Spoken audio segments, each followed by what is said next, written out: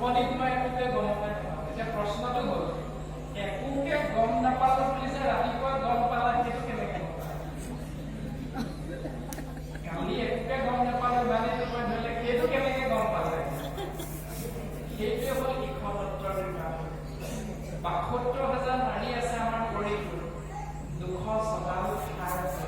সেই ২০০ ছডাল হাড় ৭২,০০০ নাৰী আমাৰ শৰীৰটোৰ ভিতৰত থাকি একেবাৰে শ্ৰেষ্ঠতম নাৰী ৩ডাল ইন্দিৰা, ইংগলা, পিংগলা, সুষুম্না বুলি কয়।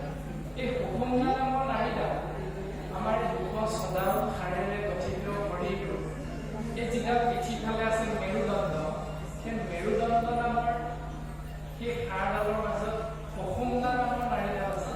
আৰু সেই সুষুম্না নামৰ নাৰীডালত ইক্ষতত্ত্ব পৰমাত্মা ছেকেণ্ডত ১০০০ বাৰ অহা যোৱা কৰি থাকে। বাবা আপুনি আমি ৰাতি বা দিনতে হওক হাতখন যেতিয়া অবস হৈ আমি জিৰণি দিওঁ, চকুকেইটা যেতিয়া পুৰাৰ বাবে টোপনি ধৰি দিওঁ,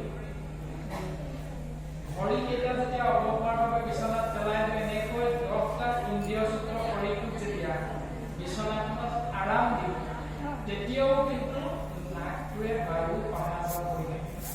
যদি বায়ুকণ অহা যোৱা নকৰে তেতিয়াহ'লে আপোনাক বগা কাপোৰ দিব।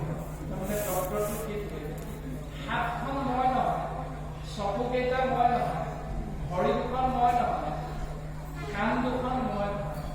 তাৰমানে মই নামৰ কোনোবা এজন এই শৰীৰটোৰ ভিতৰত অৱস্থান কৰি আছে বাবে তেওঁ সাৰ পাই আছে কাৰণে আপোনাৰ শৰীৰটোৱে কাম কৰি আছে।